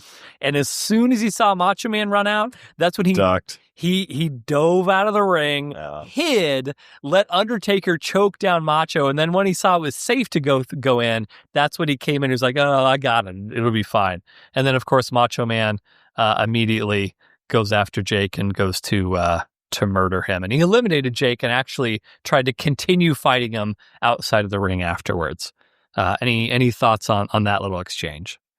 Yeah, I mean, I thought it ended how it how it should have. I mean, between that feud between those two guys. Yeah. I did. I thought it was gonna be longer, but he got tossed pretty quick. He did. Yeah, that. And it was clean too. And then he went out and chased him back to the tunnel. He did. He didn't really care about the match as much as he cared about taking down Jake the Snake. And I'm gonna ask you to put your hat on to be not an emotional Ryan. Mm-hmm. If you can take a step back from your emotions and just think scientifically. Yeah. And we talked about this during the match, but do you understand now why it was so important that we watch all these matches leading up to the Royal Rumble? Yes. Do you? Do you think you would have enjoyed that match as much as you did had you not seen Ric Flair versus Piper? Had you not seen Macho Man versus Jake? Like, would those things have registered with you as much as they did? Like, they wouldn't have registered as much, but I feel like there's other matches with like backstories that you don't like, like you've tied in all these backstories to them, but like, sure. But most matches don't have 30 guys in it. Like this match was all 30. Well, yeah, I mean, there was so many different elements. Yeah. Like there was almost like 2 or 3 matches as a whole that were taking place within the span of that hour. Yeah. And yes, like if I'm like talking about how the sausage is made a little bit. Yeah. I remember I was going to watch this match before and like not have you watch all this other stuff. But then I was like, oh, but he's not going to really understand like why Roddy Piper showing up when Ric Flair's by himself is like such a big deal. And so I was like, okay, well, we need to go back and watch that. I was like, oh, but then he's not going to understand Macho Man versus Jake, like why everyone freaks out when that happens. So like that's really the reason why the arc, the Rumble Saga, that we are concluding here today. Berserker's number 22. He didn't really do anything of importance. Virgil number 3. Another one of Ryan's favorites. Immediately starts getting his ass kicked by everyone. Yep. Another classic Bobby Heenan line. Virgil just came out. Number 23, right? Who knows how many bags he's gone through in the back? That's so good. General Mustafa's 24. Again, he didn't do much. Model Rick Martel's 25. And then business starts to pick up with none other than the immortal Hulk Hogan at number 26. So he clears house, goes after a bunch of guys. He eliminates The Undertaker. He eliminates the Berserker back-to-back. And then we get the nice Hulk shirt rip-off. And then 2 of your favorites, Virgil and Hacksaw, they kind of self-eliminate one another at the same time. So, and that's what I can kind of tell. Well, at that point in time, I think you were still full on board the Ric Flair bandwagon. Yeah, it was until very, very late. Yeah. That I jumped off. Yeah, where you were maybe shouldn't even be counted, but I don't know. Like, yeah, he was just studying my facial expressions. He's like, is Erik developing a tick? Should I change my pick for any reason? Number 27 was Skinner. Number 28 was Sergeant Slaughter. And starting to dwindle down a little bit. 29 was Sid Justice, goes after IRS, Ric Flair, etc. And the Warlord at number 30. So then you kind of start to see people eliminate. So right around that point, so again, we gave Ryan the 30-second countdown after number 30 got into the ring to say, hey, who's your pick going to be? And you actually said it's either going to be Piper or Flair. And so I was just like, okay, pick whoever you want. You're acting like you're so fucking innocent in this whole thing. Like, I fucking was innocent. I didn't try and dissuade you. You didn't try to dissuade me. No. I was trying. You did not. No. What did I say specifically that made you not the way you Flair? said it was the way you it was the way you said it, not what you said. Okay. It was just the way you said, like when I picked. Yeah. So let me give you a little bit of insight into my role in all these things, even if it's a one-on-one match. If you pick one side, I'm just going to provide you the reasons why it might be the other side. I'm not saying that you're right or wrong. I'm just giving you other options. I understand. It doesn't mean I can't like take those cues in though. Yeah, you could take them in. Yeah, that's what they're meant to do. Fucked me over this time. Well, yeah, you'll learn your lesson. You should have followed your instincts. God damn it. You've been following your instincts for the past 16 episodes. I don't think I've been more bummed about a loss than I am about this one. I am so upset about this loss. Because it's on you. You shouldn't have changed your fucking pick. I know, and that's the thing. I have no idea why you... Why the fuck did I change my pick? I don't know. It wasn't even a good pick that I changed it to. You were so confident. It was so stupid that you did that. I know, it's really... I was shocked because I thought for sure you were going to pick Flair, and then you were just like, maybe it's Flair or Piper. I was like, okay, I mean, if he wants to fucking change it to Piper. Part of that Piper, Flair mid-match, setup made me think that this might, it might revert back to it, and he might have his final, sure, go to. Yeah. No, and that's absolutely a possibility. But that didn't fucking happen. No, it didn't. So what did end up happening, so there was a bit where, and you're going to have to please take us through your thought process at this point. But there was a point where it's down to 5 guys. Piper and Rick the Model Martel are over on the side. Sid Justice comes up behind him and then shoves both of them simultaneously out of the ring. And your pick at that point was Piper. And I just remember you were just like, yes! I was like, that was your pick, but okay, right? but this was the first time someone took advantage of 2 people on the fucking side of the ring. No one did anything the entire match. And these guys just toppled over pretty fucking easily. I still I still like that part, even now, It was good. I mean, he's a big boy. Sid Justice is a big boy. No one fought smart in that fucking entire round. That's I can see where you're coming from there. Yeah, I get it. So then it's down to 3. So your final 3 are Hulk Hogan, Ric Flair, Sid Justice. There's a point where Flair and Hogan are going toe to toe.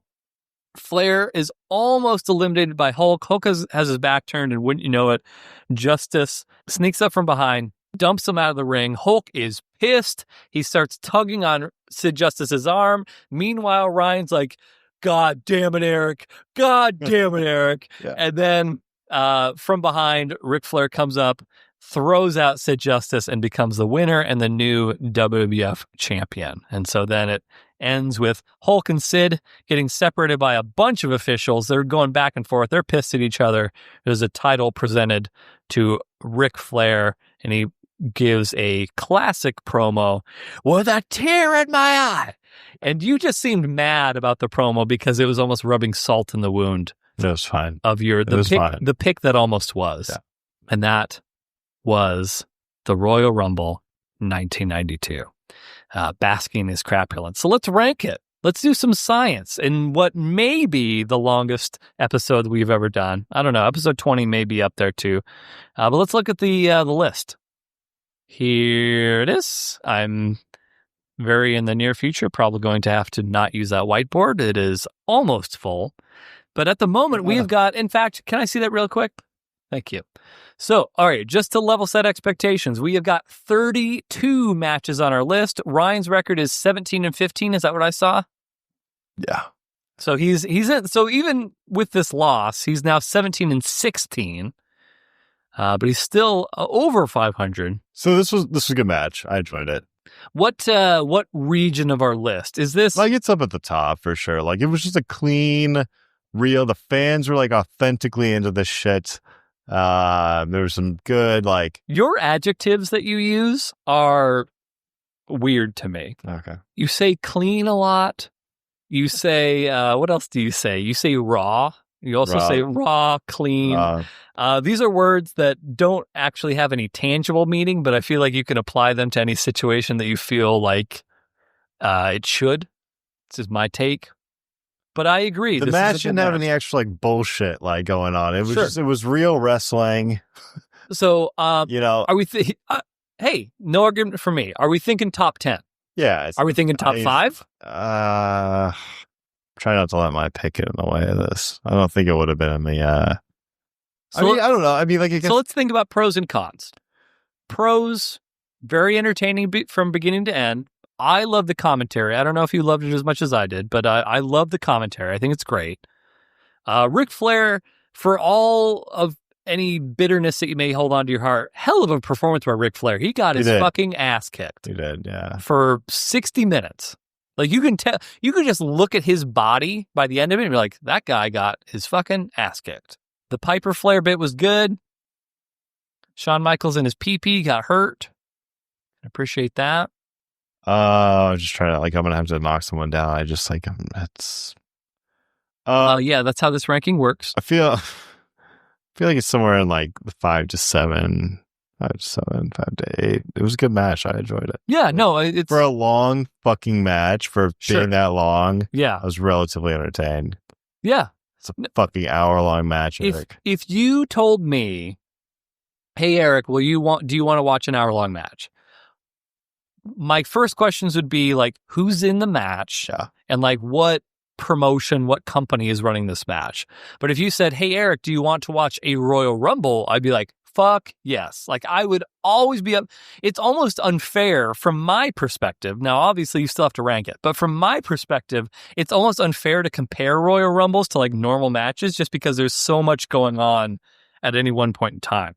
I didn't like their efficiencies, though. Again, like, I felt like this match could have, like, they could have used each other. Like, they could have leveraged their partners in this match a lot better, and that was frustrating for me. Well, you know, they didn't have managers ringside, so they didn't have people barking instructions. So, you know, it's just a lot of adrenaline. It doesn't fucking matter. Like, what do you want to do? You want to lose this? Like, I mean, be efficient about taking these people out. I mean, they're so used to going for pinfalls, they're not used to throwing people over the top rope. So it's an unfamiliar environment. Yeah, but when you have someone about to throw someone over the top rope, and then the guy just fucking, like, grabs him by the hair and pulls him back. What the fuck are you doing? Like, you finish that guy and then grab him by the hair. Like, I told you when we were watching the match, if we were doing a real life Royal Rumble, yeah, and I saw that you were about to eliminate someone that I liked more than you, I would punch you in the kidney and I'd be like, fuck you, I don't want you to win the title. So I don't think that was the case most of the time, right? Where these guys weren't like buddies, like, you know.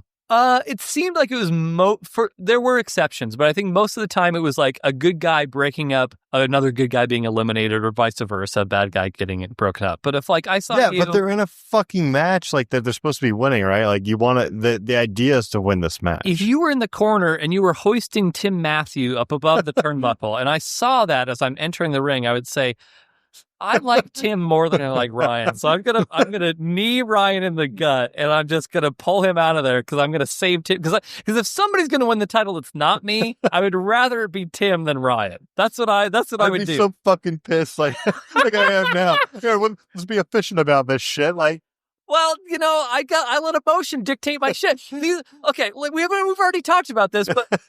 Wrestlers are not known for their logic. These are emotional creatures. If you see somebody, like, I want to harm him more than I want to win for myself. So if you look at it from that perspective, it kind of makes sense. It's that, and then doing some move to, like, slam the other guy that they just saved, like, into the fucking middle of the ring instead of throwing it, you know, like, into the fucking middle of the ring. You just saved him and put him in the middle, like the farthest point from exit of, like, all, like, you know, okay. If you were on color commentary, I mean, I would pay good money for the Ryan commentary. How about 8?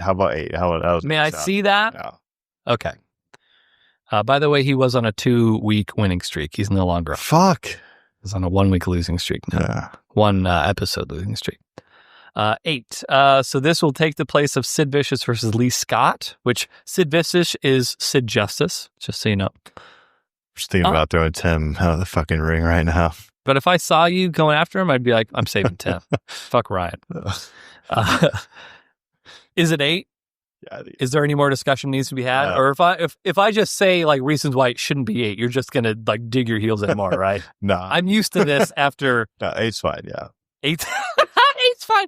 Because it should be 5. No, it should be 4. Yeah, it should be 4. It like had enough to get in the top 10, but it didn't have that it factor for me. Joey, it should be 4 for the record. I've had people ask me what my ranking would be, and I'm like, oh, I don't really want to get started with my ranking on this shit. Like your ranking on this one? Is that on all of them? Oh, like what my top 5 would be, which would be not anything close to your top 5 because your top 5 is scientifically flawed. But either way, okay. So 8. New number 8. So top 10 match. That's pretty good. Top 10 match. Yeah, it was pretty good. Yeah, it was. Well, I'm glad we spent 3 episodes getting to number 8. So that's good. Perfect. So number 8 out of 33. Yeah. That's not bad. No. It's not bad at all. All right, well, it's that time. I know Ryan is hungry, even though I did feed him wheat thins, to be fair. So those were pretty good, right? They were good, but like, I mean, sometimes you throw together like salmon or like something. I'm not saying you have to prep salmon. I'm just saying sometimes you do, and you get wheat thins today, and that's fine. I'm just saying you chose like the 4-hour episode, and you went with wheat thins, which was nice. And yeah, I think the other 2-hour episode you had salmon ready to go. Okay, wheat thins are good. I enjoy them. Hummus, wheat thins, beer. It's a good night. When was the last time you brought over any beverages or anything whatsoever to my home, Ryan? Just out of curiosity. Trying to think. It's been a while. Trying to think. So before you shit all over this snacks, healthy snacks, chickpea-based snacks that I provided to you, you should check your fucking privilege, because I've made you salmon multiple times. Yeah, at least twice. Those weren't even regular wheat fucking thins, pal. Those were tomato and basil. Those were like fancy wheat thins with a garlic hummus. It was good. And he's shitting over it. He's like, I'm going to eat fucking... shitting on it. I'm just You were! You were complaining that it wasn't salmon. You're such a fucking uppity piece of shit. Noted reptile expert and food critic Ryan Murphy. Nothing's ever good enough for him. Let's just drop it. And this beer? Yeah, it's not even like a fucking Belgian IPA. It's just a regular IPA. What an asshole. All right. It's that time again. It's time for Erik's Wisdom Tree. No one's more excited for Erik's Wisdom Tree than Ryan, because it notifies everyone it is the end of the episode. So, all right, here's a recent thing that I just sort of discovered. As a man in his, let's just say, well into his 30s. I'm well into my 30s now. Guys, I know from a price perspective, you just see Irish Spring and you're just like, I'm going to get Irish Spring. Like, that's like a cheap soap. I don't need much. I just need something to wash dirt off of my body. But it is worth the extra investment for Dove. I found that my T-zone in particular was getting very dry. I'm not big on moisturizing. So by using Dove soap, I found the need to moisturize is lessened. So you're actually coming out ahead if you would ordinarily have a need to moisturize. So I would say, do not skimp on cheap soap. It doesn't necessarily need to be Dove. Dove has the moisturizer built in, but if you're anything like me, if you're getting older, you're finding that your T-zone is more dry. You don't. What's your T-zone? Your T-zone is the area right around your eyebrow. So That's your T-zone? That's your T-zone. And so I found that I was using cheap soap, and I would get really dry, and like my eyebrows would develop, like, it looked like dandruff, but it was just... You wash your face with like hand soap? Not hand soap, but like... Irish Spring. Like body wash type of like Irish? A bar of Irish Spring soap. You wash your face with that? Yeah. What do you wash your face with? I mean, I try to do like just like cold water on my face to like... Oh, that's much better than Irish Spring, Ryan. Thank you for chastising. Well, also, I mean, like, I don't know. That's not washing your face. You're opening your pores, Erik. That's not soap, Ryan. That's just water. I understand, but how are you coming down on me from your mountaintop giving me lessons when you're just splashing water on your face? That's not washing. Okay. Also, when you wash your hair, you're getting a lot of like shampoo like in those areas too, like on the forehead and the T-zone. I would. That's okay. Maybe you're getting some residual, but that's not washing your face. Are you telling me that you don't wash your face ever? Is that the revelation that's coming out of episode 27? When I wash my face, it's cold. It's a cold water like type of thing, and then I'm hitting it with shampoo on the side. That's not washing your face, Ryan. I think it's splashing water. That's what 1950s husbands do to like get ready to parent their children. They splash cold water on their face. They breathe in very heavily. They drink a little thing of coffee, and then they go about their... That's not washing. That's splashing. It opens up your pores, Eric. That's complete. What do you mean? It opens up your pores. What Nice opens cold up- water, refreshing, like in the shower too. Like with, again, you hit it with the shampoo. You get it up there. No, I'm no skin expert. Clearly, you're not, because this is terrible advice. How do you wash your hands? You just splash cold water on them? I mean, you have that's we have hand soap. I don't have especially with I don't know. Hold on, Eric. I don't think you're supposed to wash your face with fucking bar body soap. It's better than splashing cold water on your face briskly. I mean, you're saying you're getting a little uppity on me here too. Yeah, with your fucking, I think that dries your fucking skin out, Eric. You're talking about your T-zone, Clearly, you need this piece of wisdom. This is the most important piece of wisdom I've ever given for you, Ryan. So, if you had to rank, I know that you love your little 33 match ranking. That's mostly bullshit. But let me give you a ranking of washing your face. Yeah. As long as we're going with the longest episode of all time. So the bottom of washing your face would be doing nothing. Immediately above doing nothing to wash your face would be splashing cold water on your face. It opens up your fucking pores, Eric. Why is cold water better than hot water, Ryan? I just said it. Because it opens up your pores? It opens your pores. It clears it. Do you shower with cold water, Ryan? Because that would open up the pores on your skin to clean it better. Or do you shower with hot water? Because that's what actually cleans your goddamn body. What, hot water? Yeah, in a shower. Yes, I understand, Eric. Most of the time I am showering in hot water. Oh, that's so weird. But that doesn't open up your pores, Ryan. But so why? Hey, there's a dial on your fucking shower head, Eric.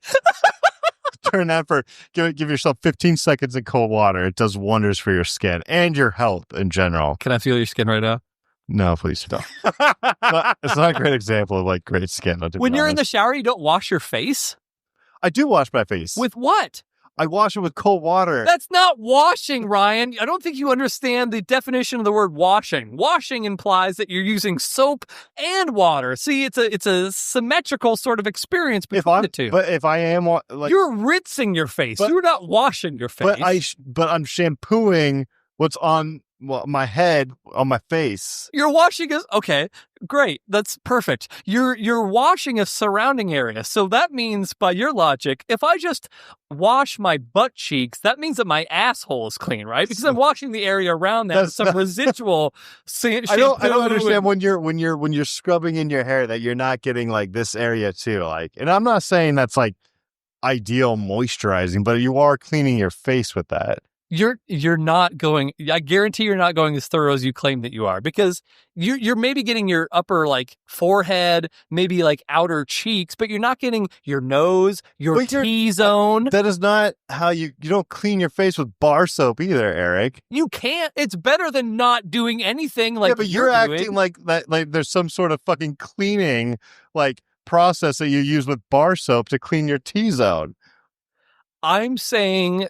The original point was, if you're using cheap soap, it's worth the extra investment to go for a more expensive type of soap like Dove, as opposed to doing a moisturizer, because Dove has moisturizer built into it. But then at least, either way, even if you're going the cheap soap route, at least you're washing yourself. So now we've established that not only does Ryan not wash his butthole, oh my God, he also does not wash his face. So Greta, you're a saint. This is directed directly to you. I don't know how you put up with this unclean man.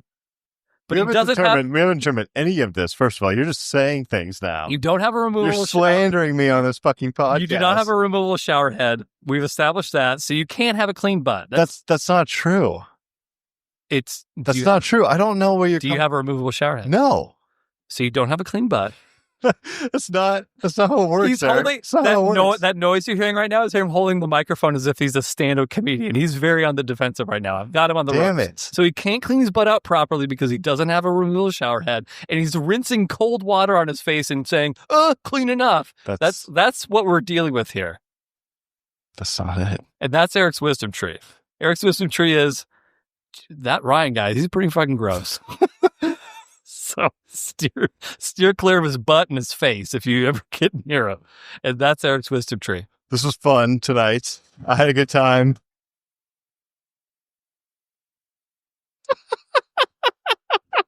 Yeah. Oh, God. What a horrible day for fucking 10 o'clock already. I gotta go. He picks the wrong guy, or he picks the right guy, and then for no reason whatsoever changes it. Then we find out he's rinsing his face. He's not even washing his face. Try washing your face, Ryan. I think you'll be pleasantly surprised at the outcome. And then he's going to cap it off with Jack in the Box. That's the skin of a 18-year-old. No, your skin.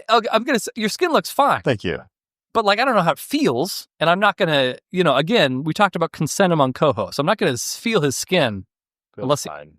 Do you want? A little oily. Can I give you a bar of Dove on your way home? No, I don't need it. I need cold water. There's no better ending than that. If you're not hard, get hard. Once you get hard, stay hard. Take it sleazy, everybody. Any lips.